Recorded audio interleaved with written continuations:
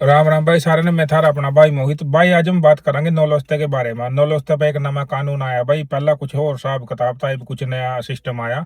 तो चलो इस बारे में बात करा भाई। पहला क्या एक रहा था नौलस्ते के बारे में, जब हम 9 महीने वाले पेपर भरे कराते, खेती वाले पेपर भरे कराते या साल वाले पेपर भरे कराते, तो उनका एक दिन फिक्स हो करा था, क्लिक डे फिक्स हो करा था भाई। इस दिन पेपर हमने सबमिट कराने हैं तो पेपर में सबमिट हो जाएंगे। तो फिर जब वो क्लिक डे होने के बाद जब अपनी फाइल सबमिट हो जाती तो उसके 2 या 3 महीने बाद अपना नौलस्ता निकल आया करा था। तो भाई वो हिसाब किताब नहीं रहा, इब हो गया सारा सिस्टम चेंज है, नवा कानून है भाई। यो मैं वीडियो से वास्ता बना रहा जो से मेरे भाई इंडिया बैठे हैं, इंडिया बांग्लादेश पाकिस्तान से आने वाले हैं, जिन्होंने इस बारे में हाली जानकारी है नहीं है, तो उन वास्ता मैं वीडियो बना रहा हूँ। उन वास्ता ये जरूरी इन्फॉर्मेशन है, क्योंकि जिस भाई ने पता नहीं है फिर वह किसी एजेंट के चक्कर में पड़ेगा, एजेंट के चक्कर में पड़ेगा, वह 13-14 लाख रुपये में उसनू धर देगा। धरने के बाद वह उसनू लारा लगा देगा भाई, 2-3 महीने में तेरा नौलस्ता निकला होगा भाई। साहब किताब ऐसा रह नहीं है भी यहाँ से ये हो गया कानून चेंज नौलस्ते वाला भी। ठीक है। और कानून भाई जो नमा आया उस बारे में बात करा तो सिस्टम पता क्या आया 2026 के अंदर भाई, कानून हो गया चेंज। पहला तो क्लिक डे थे 2 महीने बाद या 3 महीने बाद नौलस्ता निकल जाएगा था भाई, वैसा कुछ सिस्टम नहीं रहा। इब कर दिया ने कोटे वाला सिस्टम।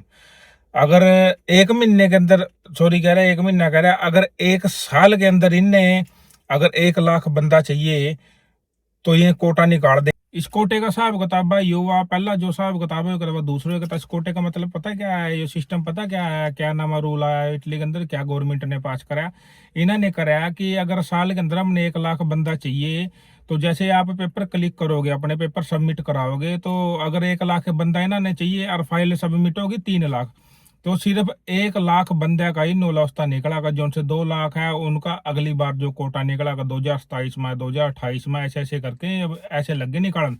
वो पहले वाला सिस्टम नहीं रहा कि क्लिक डे वाले दिन हमने पेपर सबमिट करा दिए तो जितने भी पेपर सबमिट हुए तो उनका सारे का नौलस्ता निकला ना। पहला वाला हिसाब किताब भाई बंद हो गया।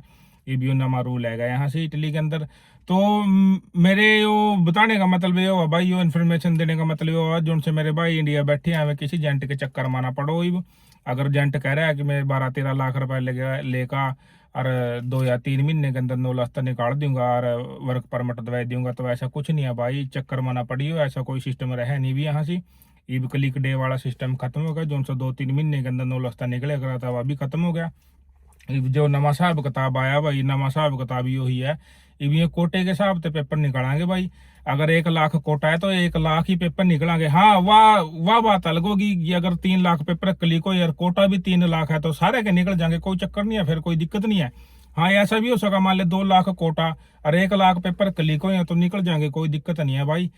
तो मेरा बताने का यही मतलब है कि भाई थोड़ा सावधान रहिए कि अगर कोई एजेंट कह रहा है कि मैं 3 महीने के अंदर या 2 महीने के अंदर मैं पेपर निकलवा दूंगा, तो ऐसा कुछ नहीं है भाई। ये नवा रूल रेगुलेशन यहाँ पास हो गया। तो चलो ठीक है भाई, अगर वीडियो अच्छी लगी हो तो सब्सक्राइब करियो। चलो मिलते हैं अगले वीडियो में। राम राम भाई सारे।